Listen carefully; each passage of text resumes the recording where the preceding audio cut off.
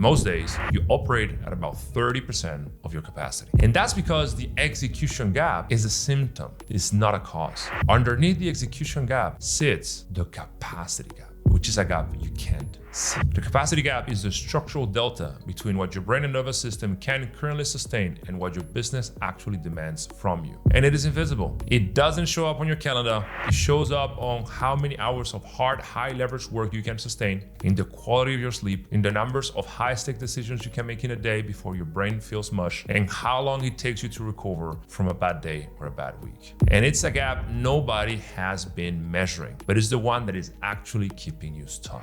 And this capacity gap goes deep. In fact, it has 3 layers.